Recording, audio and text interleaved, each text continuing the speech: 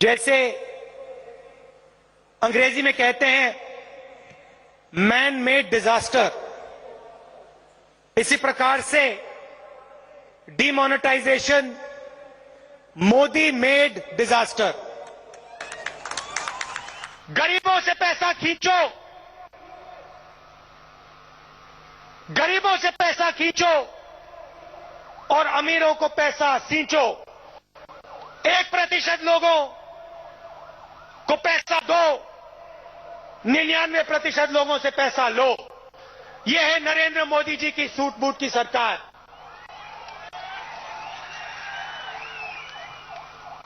राजनाथ सिंह जी ने कहा पॉलिसी थी, मैंने आपको अभी दिखाया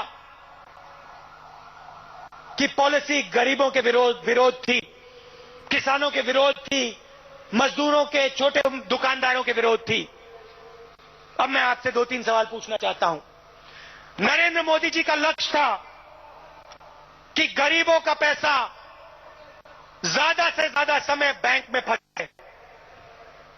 वो चाहते थे कि आपका पैसा, ये जो पुलिस वाले खड़े हैं, ये जो किसान खड़े हैं, वो चाहते थे कि आपका पैसा ज्यादा से ज्यादा समय बैंक में फंसा रहे। मैं आपसे पूछना चाहता हूं, अगर मोदी जी समय पे नोट प्रिंट कर देते तो आपका पैसा बैंक में रहता? नहीं रहता।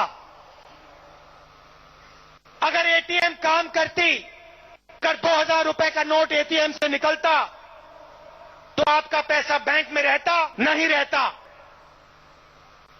अगर आपसे कहा जाता कि जितना पैसा आप निकालना चाहते हो आप निकालो, 28,000 रुपए का लिमिट नहीं होता, तो आपका पैसा बैंक में रहता? नहीं रहता। नहीं रहता। मगर अगर आप अपना पैसा निकाल लेते तो नरेंद्र मोदी जी का प्लान फेल हो जाता।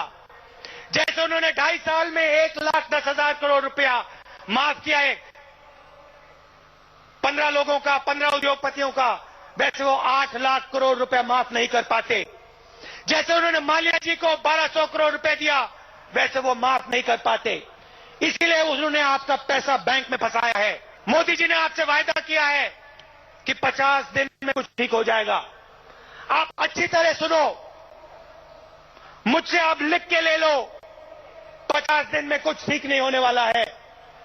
आपका पैसा बैंक में 3, 4, 5 महीने रहेगा और फिर आप देखना हिंदुस्तान की इकोनॉमी ठप होगी। और आप एक और बात देखना, आज से 2-3 महीने बाद गरीबों का पैसा उन्हीं अमीरों के जेब में जाएगा।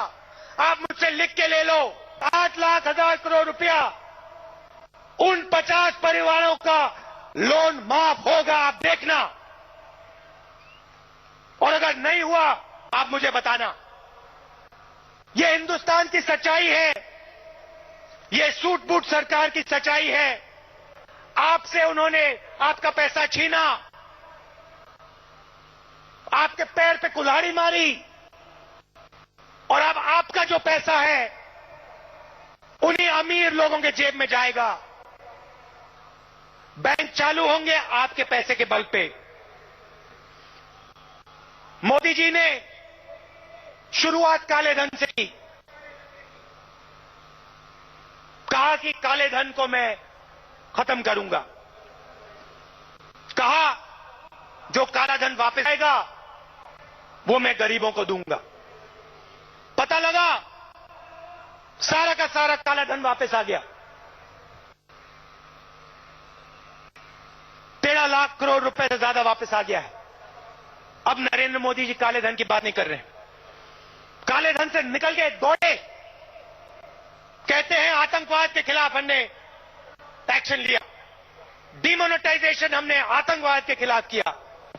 2 दिन बाद मरे हुए आतंकवादी मिले, जेब में नए नोट, 2000 रुपए के चमकते हुए नोट। नरेंद्र मोदी जी ने कैशलेस इकोनॉमी की बात शुरू की, आतंकवाद को भूल गए। कहा कि देखो हम कैशलेस इकोनॉमी लाएंगे। कैशलेस इकोनॉमी का मैं आपको मतलब समझा देता हूं। आज आपके जेब में 100 रुपए है, आप दुकान में जाते हो, 100 रुपए देते हो, कुछ खरीदते हो, बीच में कोई कमीशन तो नहीं लेता ना? जब आप दुकानदार को देते हो 100 रुपए, कोई कमीशन तो नहीं लेता ना? कैशलेस इकोनॉमी में आपके जेब में से निकलेगा, 100 रुपए आप निकालोगे, दुकानदार के जेब में जाएगा और बीच में से जादू से 5% कमीशन उन्हीं 50 परिवारों को मिलेगा। कैशलेस इकोनॉमी का यह मतलब है।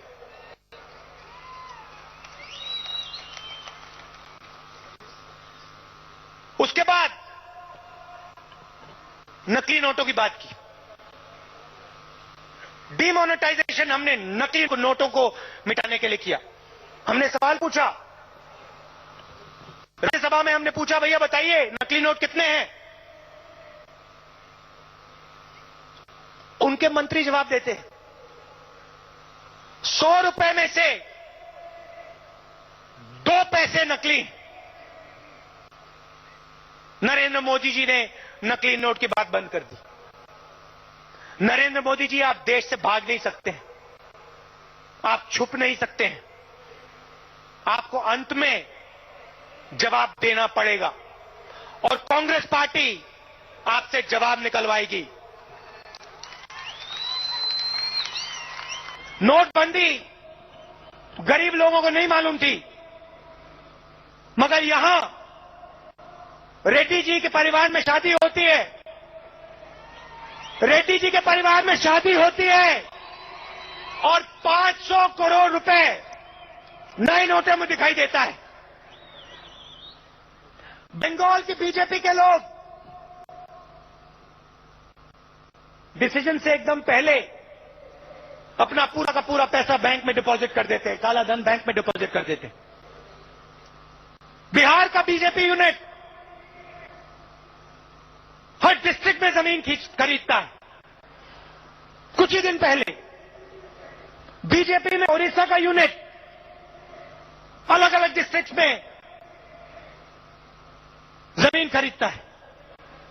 जिसको बताना था उन सबको नरेंद्र मोदी जी ने बताया। सितंबर के महीने में 6 लाख करोड़ रुपया बैंक में डिपॉजिट हुआ। इतना पैसा इससे पहले कभी बैंक में डिपॉजिट नहीं हुआ। किसका पैसा था? नरेंद्र मोदी जी के मित्रों का, बीजेपी के मित्रों का पैसा। यह सच्चाई है और इस सच्चाई को हम हिंदुस्तान के हर गरीब व्यक्ति को बताएंगे। हमारी लड़ाई कमजोर लोगों की लड़ाई है, हिंदुस्तान के ईमानदार लोगों की लड़ाई है और हम ये लड़ाई पूरे हिंदुस्तान में लड़ेंगे। सूट बूट की जो सरकार है, 1% सुपर रिच लोगों की जो सरकार है, इसको हम दिल्ली से निकाल के दिखाएंगे। 2.5 साल से नरेंद्र मोदी जी की सरकार गरीबों पे आक्रमण कर रही है। किसानों ने इनसे 3 चीजें मांगी थी: कर्जा माफ, बिजली बिल हाफ और सही दाम अनाज के लिए, सब्जी के लिए। नरेंद्र मोदी जी ने उनकी बात नहीं सुनी, लंबे लंबे भाषण किए और फिर लोकसभा में किसानों से उनकी जमीन छीनने की कोशिश की। हम जमीन अधिग्रहण बिल लाए थे, आपकी जमीन को रक्षा करने के लिए बिल लाए और 3 बार, 1 बार नहीं 3 बार नरेंद्र मोदी जी ने उसको खत्म करने की कोशिश की। पार्लियामेंट हाउस में नरेंद्र मोदी जी ने मजदूरों का मजाक उड़ाया। कहते हैं गड्ढा खोदते हैं, गड्ढा खोदते हैं। मनरेगा का मजाक उड़ाया। मनरेगा मजदूरों की रीढ़ की हड्डी है, उसको तोड़ा। मध्य प्रदेश, छत्तीसगढ़, झारखंड, जहां भी उनकी सरकार है, आदिवासियों से वो जल, जंगल और जमीन छीनते हैं। कोई भी आदिवासी खड़ा हो जाए, अपना हक मांगे और बीजेपी की सरकार गोली मार देती है। हिंदुस्तान को बांटने का काम किया है।